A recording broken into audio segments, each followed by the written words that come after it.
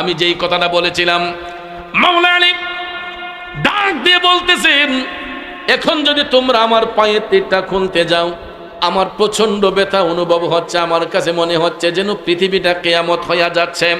মাওলা আলী বললেন, হে আমার সহপাঠীরা, তোমরা ওই মুহূর্তে আমার পায়ের তীরটা খুলবা। আমি আলী যখন নামাজের মধ্যে দাঁড়াইয়া আমার মৌলার সাথে যখন দিদার করব, সাক্ষাৎ করব, তোমরা ওই মুহূর্তে আমার পায়ের তীরটা টান দিয়া খুলবা।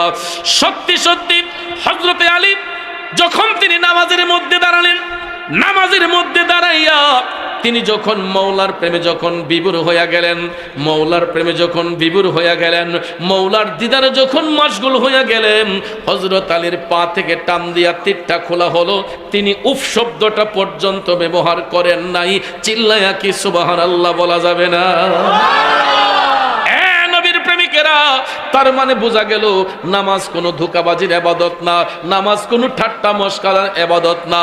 নামাজ এমন একটা ইবাদত যেই ইবাদতের মাধ্যমে মওলার সাথে বান্দার একটা প্রেমের কালেকশন ফিট হয়ে যায়। কথা বলেন ঠিক না বেঠিক? তাইলে বলুন, আমরা মওলা পাকের সঙ্গে প্রেমের কালেকশন ফিট করতে চাই কি চাই না? এই জন্য কবি বলেছেন, আল্লাহ আল্লাহ বলো বান্দে, আল্লাহ আল্লাহ বলো, আল্লাহ আল্লাহ বল বান্দে, আল্লাহ আল্লাহ বল। আল্লাহর যিকির সবে করো, আল্লাহর যিকির সবে করো, মুমিন হও সকল। আল্লাহ আল্লাহ বলো বান্দে, আল্লাহ আল্লাহ বলো, আল্লাহ আল্লাহ বলো বান্দে, আল্লাহ আল্লাহ বলো। একটা জবানও বন্ধ রাখবেন না, চিৎকার মেরে বলি আল্লাহু আকবার। বন্ধু, সাহাবায়ে কেরাম ইসলামের পক্ষে জিহাদ করেছেন, ইসলামের পক্ষে তারা অংশগ্রহণ করে হাতে তরবারি নিয়ে জিহাদ করেছেন। কিন্তু নবীর সাহাবাগণ একটা ওয়াক্ত নামাজ কাজা করেন নাই, নবীর সাহাবাগণ কখনো মিথ্যা কথা বলেন নাই, নবীর সাহাবাগণ তারা কখনো অন্যায় অত্যাচারে নিমজ্জিত হন নাই। সত্যের পক্ষে তারা জীবনটা দিত, দ্বিধাবোধ করতেন না। সত্যকে প্রচার করার জন্য সাহাবায়ে কেরাম নিজের জীবনটাকে কোরবান করে দিতেন। যেমন ঐতিহাসিক বদরের যুদ্ধে 14 জন সাহাবী তারা শাহাদাত বরণ করেছেন। আপনারা বলেন, এরা শহীদ যারা হয়েছেন, এরা কি হেরেছেন না জিতেছেন? হেরেছেন না জিতেছেন? কারবালার ময়দানে ইমাম হুসাইন শাহাদাত বরণ করেছেন, হেরেছেন না জিতেছেন?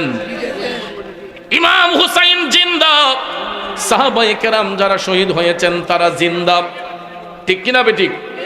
তাহলে এই ঐতিহাসিক বদর আমাদেরকে ওই শিক্ষা দেয় যে যদি সত্যের পক্ষে লোক যদি কমও থাকে, বাতিলের পক্ষে লোক যদি বেশিও থাকে, জয় কিন্তু আমার আল্লাহ মুসলমানদেরকে দান করে, ইমানদারদেরকে দান করে। কথা কোন ঠিক না বেঠিক?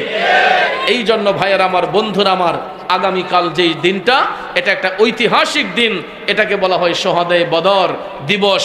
এই বদর দিবসে নবীর সাহাবাগণের স্মৃতিচারণ করে বিভিন্ন মসজিদ, মাদ্রাসা, খানকাতে মিলাদ মাহফিল, আলোচনা অনুষ্ঠিত হয়। বদরি সাহাবীদের সম্মানে আলোচনার অনুষ্ঠিত হয়।